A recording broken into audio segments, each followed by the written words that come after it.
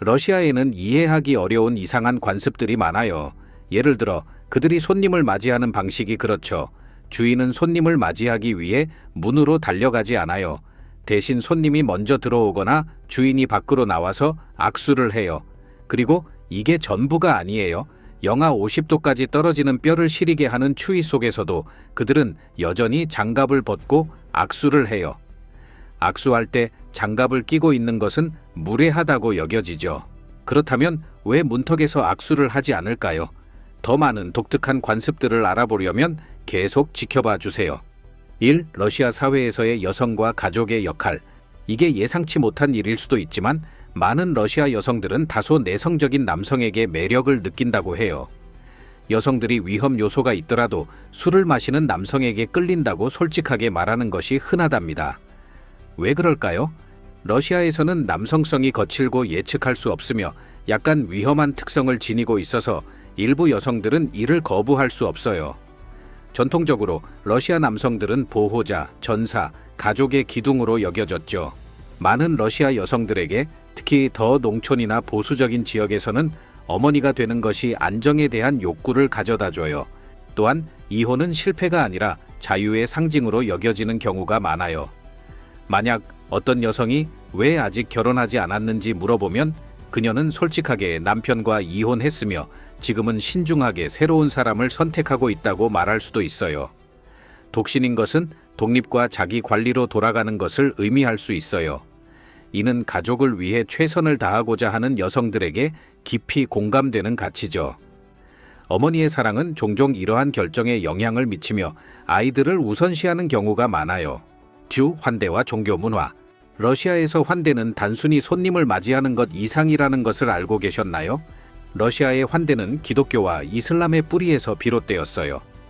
정교회 신자와 무슬림이 함께 식사를 나누며 두 전통의 요소를 조화롭게 지켜보는 경우가 많죠.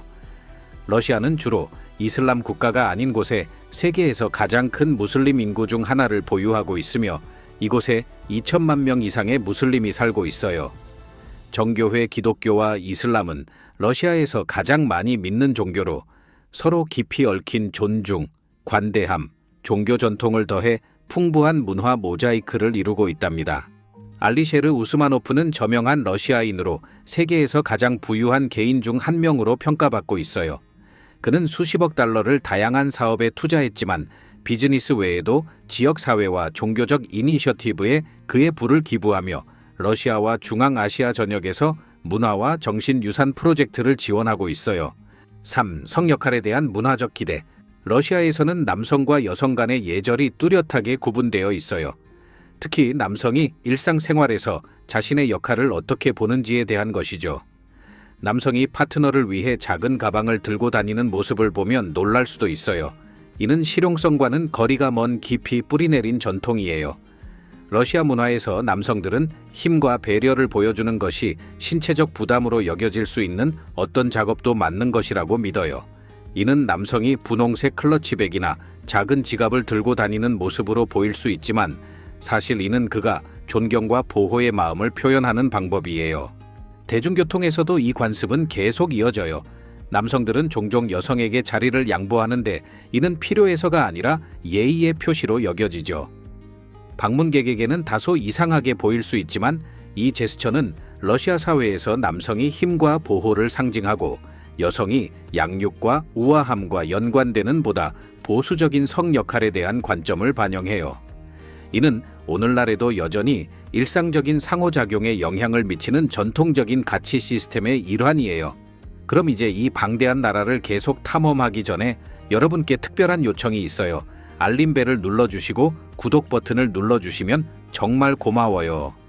여러분의 지원이 저희에게 큰 힘이 됩니다. 그렇게 해주신다면 저와 제 팀은 여러분을 위해 이 쇼를 더 좋게 만들기 위해 최선을 다할 것을 약속해요. 약속할게요. 조트리 메밀육 비축. 위기 상황에서 러시아 사람들이 가장 먼저 찾는 것은 무엇일까요? 놀랍게도 메밀죽이에요. 건강 위기, 경제 불황, 혹은 글로벌 사건 등 불확실한 순간에 러시아 사람들은 사랑하는 메밀을 비축해요. 다른 곡물과는 달리 메밀은 단백질, 섬유소, 필수 영양소가 풍부하여 불확실한 시기에 간단하고 유통기한이 긴 음식을 필요로 하는 사람들에게 이상적인 선택이죠. 하지만 문화적 의미가 러시아 사람들이 다른 음식보다 메밀을 우선시하게 만드는 걸까요? 러시아 사람들은 메밀뿐만 아니라 피클, 수제 잼, 보존식품도 비축해요. 이 관습은 단순한 준비를 넘어서는 깊이 뿌리내린 전통이에요. 러시아 가족들은 종종 늦여름에 신선한 채소를 통조림하고 보존하여 추운 겨울을 대비하는 시간을 가지며 이는 세대를 거쳐 전해 내려오는 오래된 관습이에요. 일부 가족들은 이러한 보존식품을 닫아, 즉 시골 별장에 보관하기도 해요. 자급자족에 대한 이러한 헌신은 러시아의 독특한 계절 리듬에 뿌리를 두고 있으며 겨울은 길고 힘든 시기일 수 있어요. 미리 준비하는 것은 단순히 실용적인 것이 아니라 삶의 방식이에요.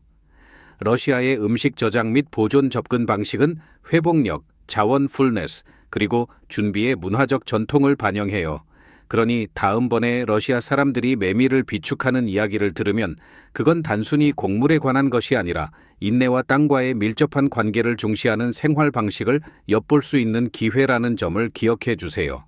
러시아 문화의 중심을 들여다보면 어떤 다른 예상치 못한 전통을 발견할 수 있을까요? 댓글로 알려주세요. 지식의 날과 첫 번째 종. 러시아에서 지식의 날에 대해 들어본 적이 있나요? 매년 9월 첫째 날 러시아 전역이 학년의 시작을 축하해요. 이 날은 단순히 학교로 돌아가는 첫날을 넘어서는 특별한 공휴일로 독특한 의식으로 가득 차 있어요. 학생들은 전통적인 수업 없이 학교에 오고 대신 퍼레이드, 콘서트 및 다른 축제에 참여해요. 이 날은 교육을 기념하는 날로 모든 연령대의 학생들이 선생님께 꽃을 드리며 존경과 감사를 표해요. 특히 첫 번째 종 행사에는 특별한 전통이 있어요. 보통 마지막 학년인 고등학교 3학년 학생이 1학년 학생을 어깨에 들어올려 종을 울리며 학년의 공식 시작을 상징해요. 이 전통은 나이가 많은 학생이 가장 어린 학생을 학교 공동체에 환영하는 것으로 러시아 교육 문화에서 사랑받는 일부분이죠. 세계의 많은 지역에서는 학교의 시작이 매년 다를 수 있지만 러시아에서는 9월 첫째 날은 절대적으로 고정되어 있어요. 이 고정된 시작 날짜는 국가 통합과 교육 시스템에 대한 존중을 반영하며 러시아를 학습의 전국적인 축제로 차별화시키죠. 6. 얼음 목욕과 온수 부족. 러시아에서 얼음 목욕은 단순한 스릴이 아니라 회복력에 뿌리를 둔 전통이에요. 여름의 온수 부족에 대해 러시아 사람들이 불평하는 것과는 대조적이죠. 얼음 목욕, 즉 러시아 사람들이 말하는 바다코끼리 수영은 러시아 문화에서 특별한 위치를 차지하고 있어요. 매년 겨울 커뮤니티는 얼어붙은 강둑에 모여 용감한 사람들이 얼어붙은 물을 뚫고 뛰어들어요. 기온이 영하 50도까지 떨어지는 경우도 있지만요.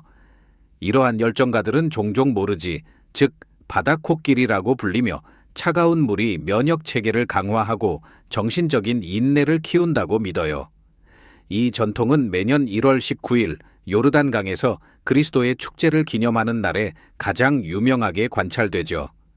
러시아인들은 이 침수 행위를 신앙과 회복력의 시험으로 여기며 수세기 동안 이어져 온 정교회 기독교 관습의 일환으로 얼음물에 들어가요. 그러나 아이러니하게도 여름에는 이러한 강한 러시아인들이 온수 부족에 대한 불만을 표현해요. 도시의 수도관 정비로 인해 매년 여름에는 온수가 몇 일 또는 몇 주 동안 차단되는 경우가 많아요. 작은 마을에서는 이 기간이 몇 달까지 늘어날 수 있어 주민들은 차가운 샤워에 적응해야 해요. 제 프랑스 친구처럼 이 관습을 듣고 충격을 받는 사람들도 있어요. 하지만 많은 러시아인들에게는 매년 온수가 부족한 것은 삶의 사실이며 러시아의 실용적이고 때때로 엄격한 인프라 접근 방식을 상기시켜주는 것이죠. 7. 러시아에서의 이민과 외국 거주. 많은 외국인들에게 러시아로 이주하는 것은 벅찬 일처럼 보일 수 있지만 파키스탄, 중앙아시아 등지에서 온 수천 명이 이곳에 정착하기로 선택했어요. 최근 몇 년 동안 러시아는 이민과 거주 시스템을 독특하게 구현했으며 이는 외부인들에게 종종 놀라운 일이에요.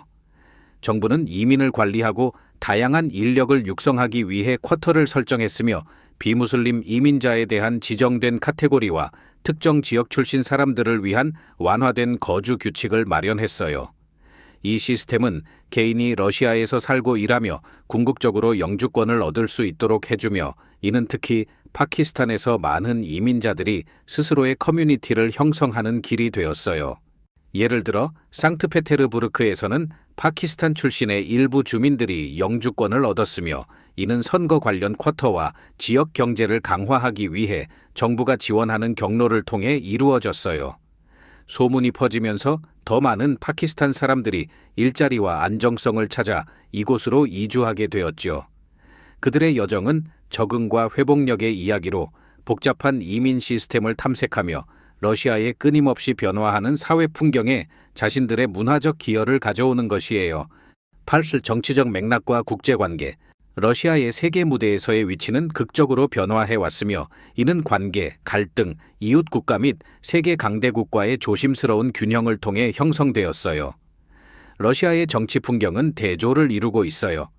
오랫동안 중국 및 중앙아시아 국가들과 같은 전략적 동맹을 유지해 왔지만, 최근 몇 년 동안 서방 국가들과의 국제 관계는 점점 더 복잡해졌어요.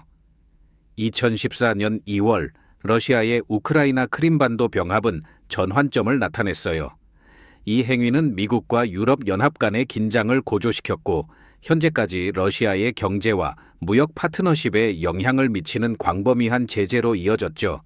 이러한 제재는 러시아가 비서방 동맹국과의 관계를 심화하고 자급자족과 지역적 영향력을 강조하도록 만들었어요.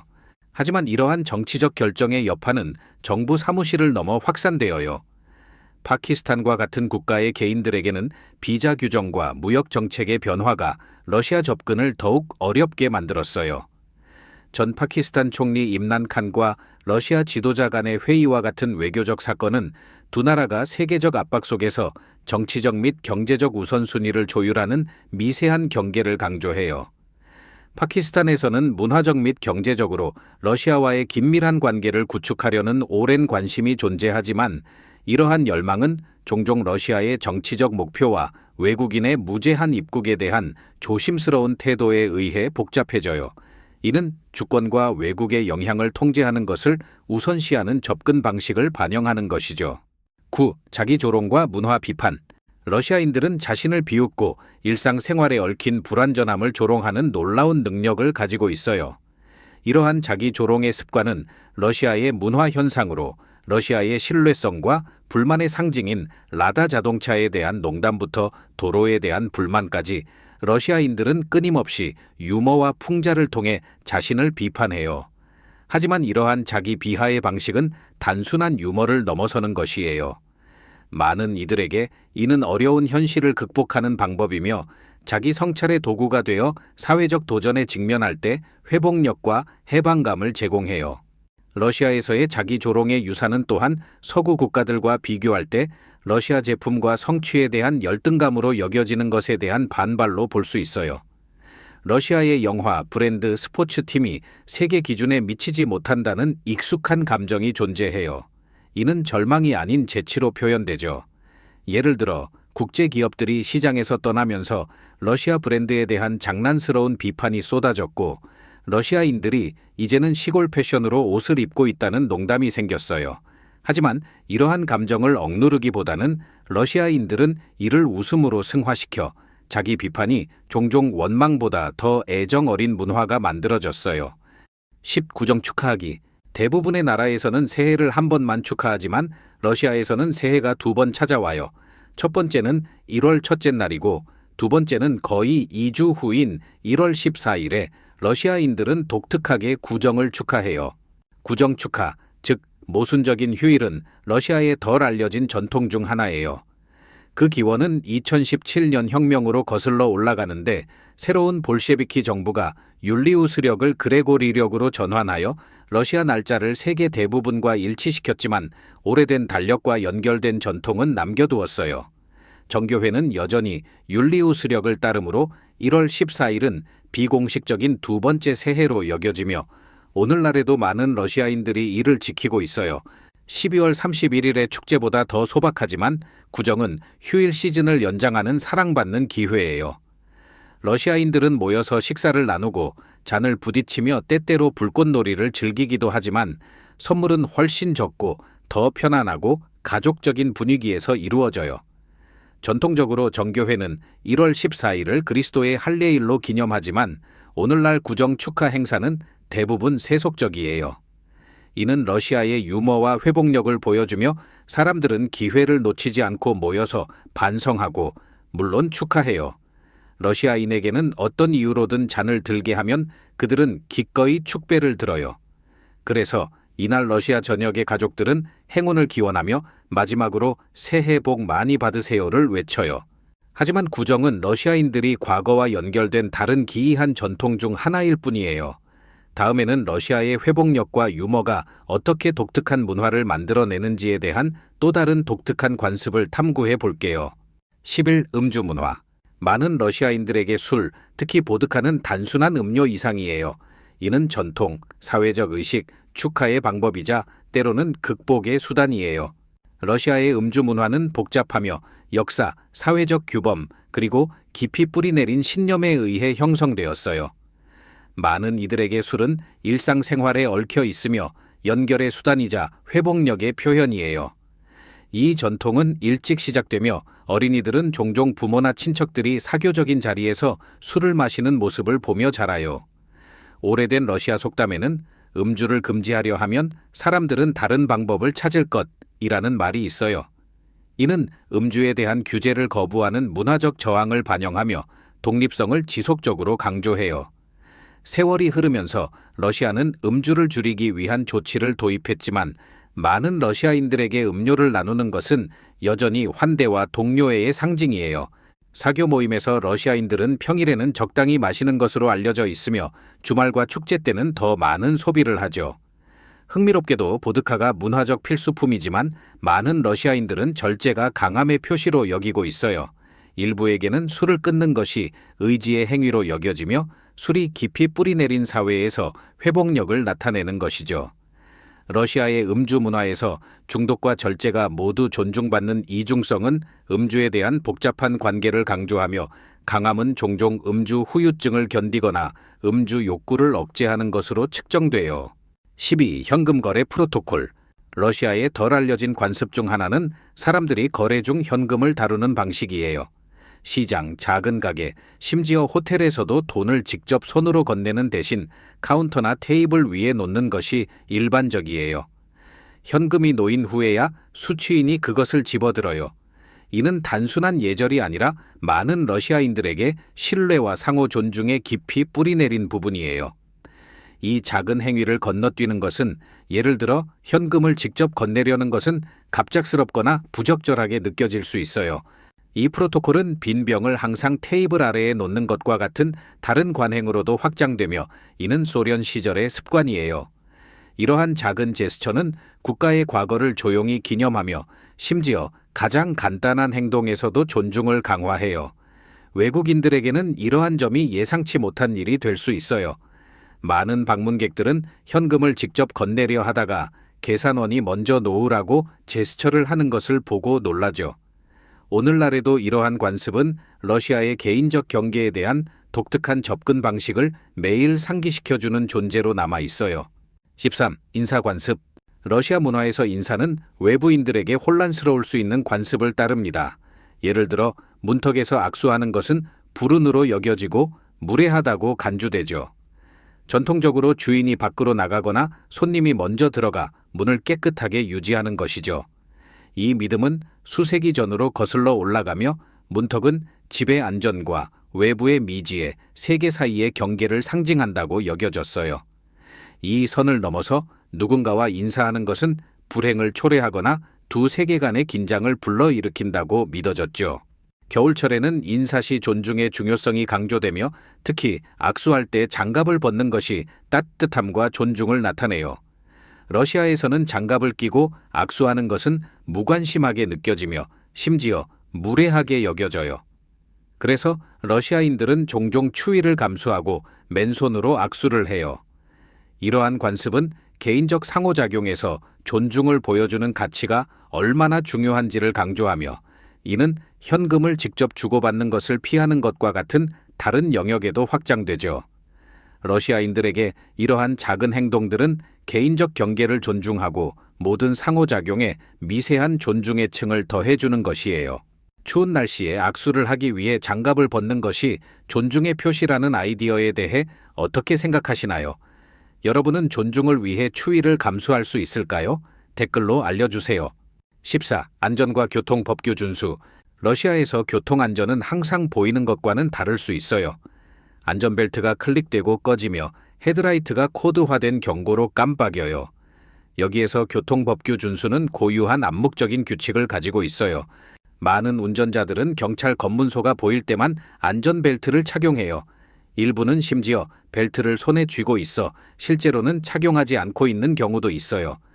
이러한 접근 방식은 일부 운전자들 사이에서 흔히 볼 수 있는 태도로, 규칙은 종종 안전을 위한 지침이라기보다는 피해야 할 장애물로 여겨져요. 그리고 안전벨트에 관해서는 지역에 따라 더 큰 변동성이 있어요. 예를 들어 코카서스 지역에서는 승객들이 아예 안전벨트가 없는 차를 타는 경우도 있죠. 이는 많은 외국인들에게 놀라운 사실이에요. 이 독특한 접근 방식은 안전벨트를 넘어 확장돼요. 러시아 도로에서는 운전자들이 다가오는 차량에 헤드라이트를 깜박여 근처 경찰에 대한 경고 신호를 보내는 것이 일반적이에요. 이는 벌금을 피하기 위해 서로를 배려하는 운전자의 공동체를 만들어내죠. 일부 서구 국가에서는 시민들이 교통 위반을 신고할 수 있지만 러시아 운전자들은 서로가 벌금을 피할 수 있도록 돕는 경향이 있어요. 이러한 암묵적인 동맹은 러시아 운전의 문화적 특성으로 안전 준수보다는 공유된 경험을 강조해요. 이러한 관습들은 안전과는 상반된 것처럼 보일 수 있지만 많은 러시아인들에게는 도로와 규칙을 탐색하는 독특한 방식을 나타내고 있어요. 15. 이색적인 음식과 요리. 러시아의 요리는 모험적인 식사자들에게도 놀라움을 줄 수 있는 맛과 질감으로 가득 차 있어요. 예를 들어 아스픽, 즉 콜로데츠는 불투명한 고기, 젤리 요리로 일반적으로 돼지고기, 닭고기 또는 생선으로 만들어져요. 러시아인들에게 이는 새해 축제 동안 흔히 제공되는 진미이지만 신참에게는 젤리 같은 질감이 놀라울 수 있죠. 또 다른 인기 있는 음식은 쌀로로, 얇게 썬 cured pork fat로, 검은 빵과 마늘과 함께 먹는 든든한 간식이에요. 이는 추운 러시아 겨울에 잘 어울려요. 하지만 러시아 요리는 젤리 고기와 큐레드 팟에 그치지 않아요. 러시아 아이스크림인 모로젠노에도 유명하며 부드럽고 크리미한 맛으로 얼음이 내리는 날에도 즐겨 먹어요. 그리고 톡 쏘는 맛을 위해 많은 러시아인들은 케이바스를 마시는데 이는 호밀빵으로 만든 발효 음료로 약간의 탄산과 미세한 알코올을 함유하고 여름에 매우 상쾌해요. 이러한 요리들은 러시아의 광대한 지리와 다양한 기후에 의해 형성되어 영양과 보존을 제공하는 재료들을 제공합니다. 일부에게는 acquired taste일 수 있지만 다른 이들에게는 가족과 문화유산과의 깊은 연결을 의미해요. 마무리를 하면서 러시아는 대조와 깊이 뿌리내린 전통의 나라로 회복력, 유머, 그리고 독특한 구식과 최신의 혼합이 삶의 모든 부분에 영향을 미치고 있다는 것이 분명해요.